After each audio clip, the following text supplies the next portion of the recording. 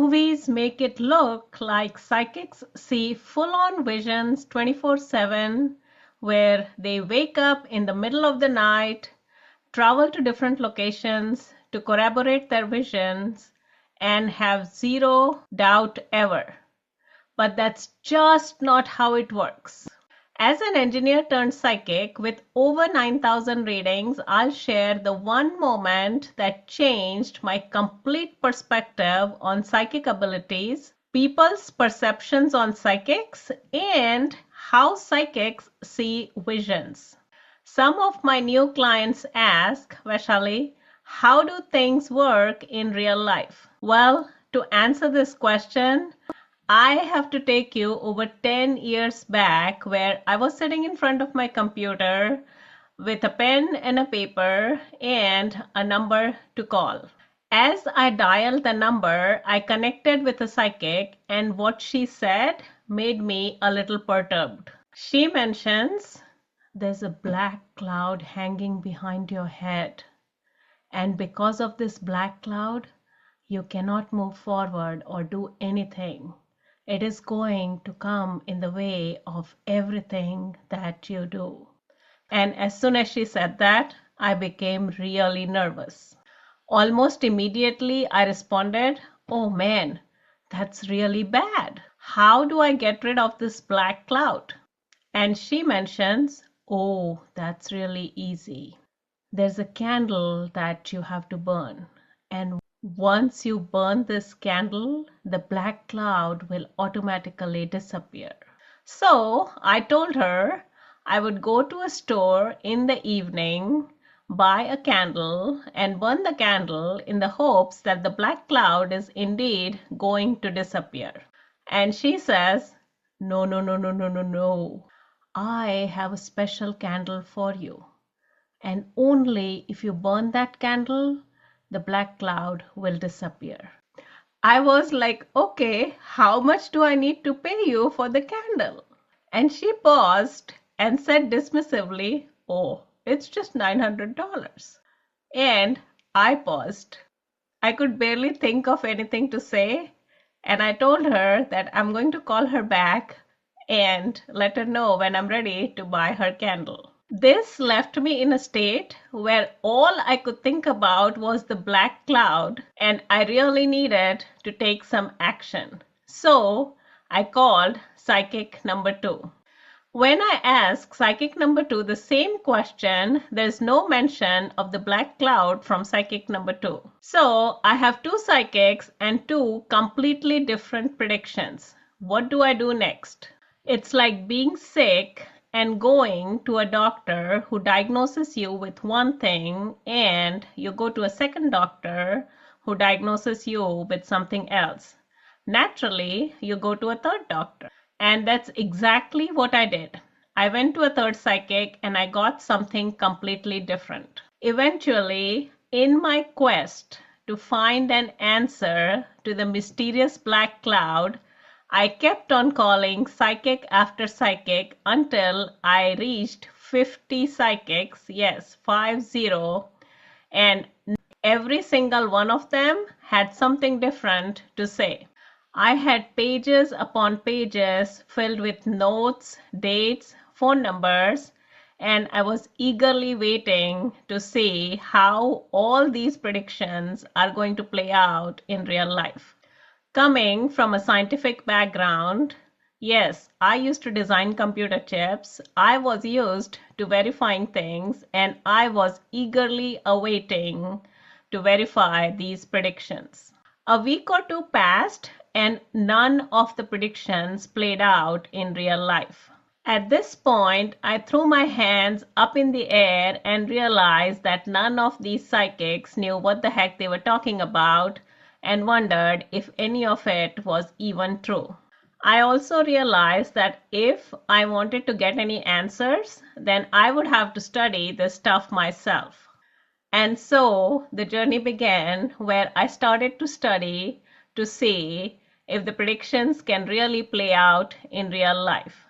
To cut a long story short, in my quest for finding answers, I became a professional psychic myself.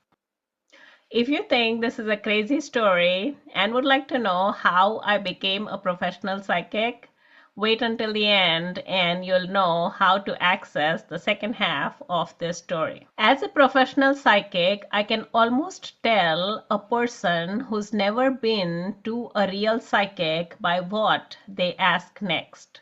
And it is very well characterized in this clip from The Gift. Did you know something was going to happen to your husband?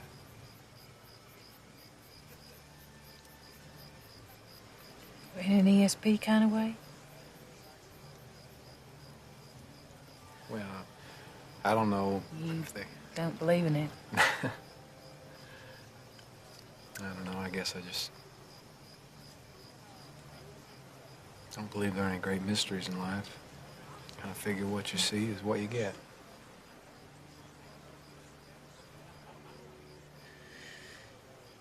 Well,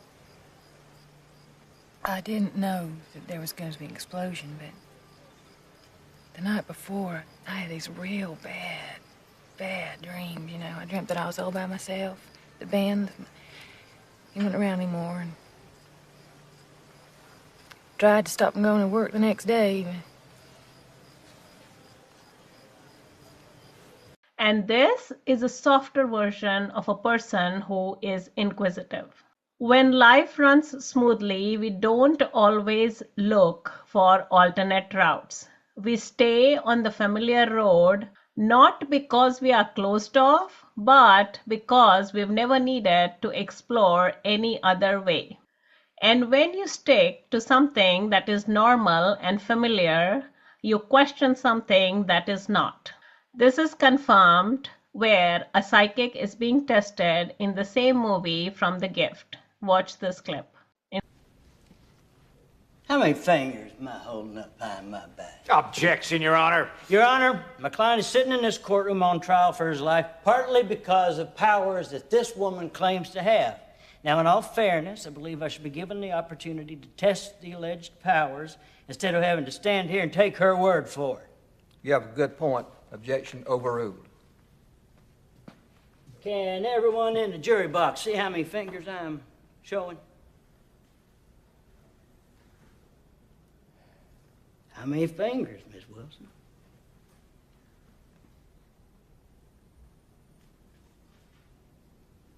I don't know.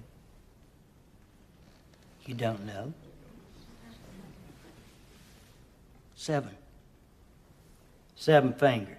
No, that doesn't prove anything. Your Honor, I can't do this, the drop of a hat. Well, then... So, how do psychics really see visions? At a very high level, there are 3 different ways in which psychics see visions. The first one is going into a trance with eyes closed. I invite you to try this out with me, but please make sure that you're not driving and you're seated comfortably in a chair. Close your eyes for a second and think about your mom standing in front of you with your eyes closed. Take a look and see what she looks like. What kind of a dress is she wearing? What is she trying to say to you? Hopefully, you were able to see your mom. So what you saw is an impression of the physical world. Your mom was not really physically present in front of you, but you get to see a mental image picture, a visual impression, or a picture in your mind. This is one way psychics see visions. The second way is going into a trance with eyes open. Once you've flexed your intuitive muscles, you may not need to be in a deep trance in order to be able to see visions. This is very well characterized in the movie clip from The Gift, where Katie Holmes is essentially asking the psychic for a prediction. I'd love for you to meet my fortune. I'm pretty booked up. You think we'll live happily ever after?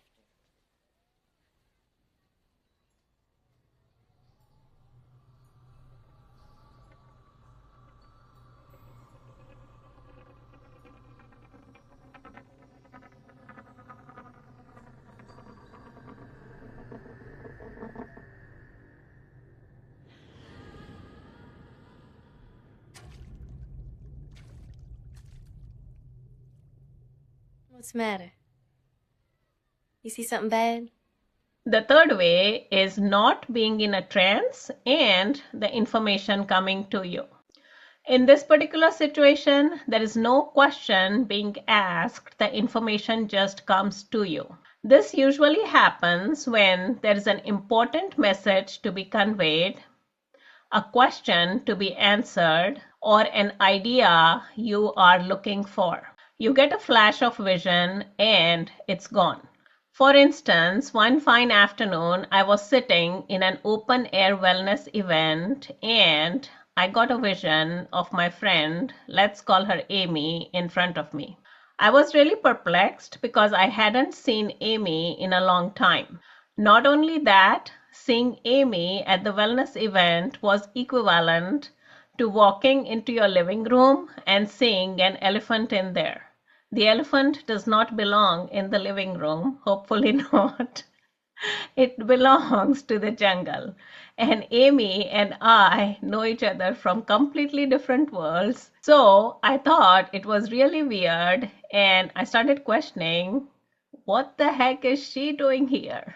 And in less than a minute, I completely forgot about the whole thing. As I was driving home from the event, I saw a car pass by me, and believe it or not, it was Amy's car. What are the odds? It was quite a coincidence. Of course, there's more to the story. The universe was just trying to give me a message. So, do psychics see visions all the time? No! I would probably go completely insane if I started seeing visions 24/7.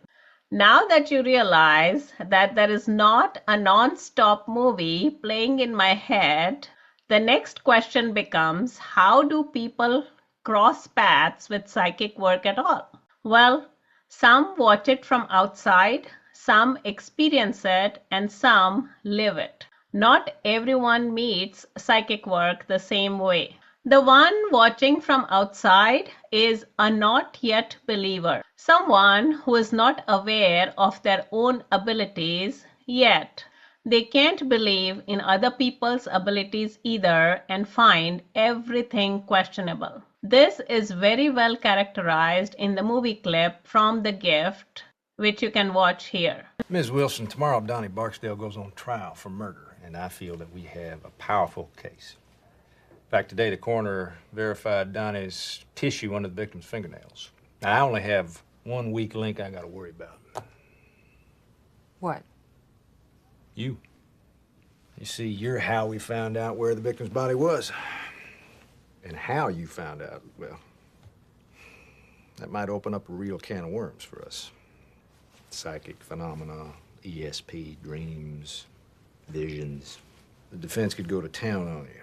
And if that's not bad enough... The next one is a curious seeker. Someone who knows about psychics, has visited one or two before, and knows how to use the information provided by psychics to make certain decisions around which they lack clarity. These are also the people who are wanting to change things in their life, and you can watch this clip from The Gift where she's essentially asking to be read. I really need to talk to you. Maybe you could read for me. Under a bridge or something. All right, well, I'll read for you. But you gotta start listening to me, though. I can't leave.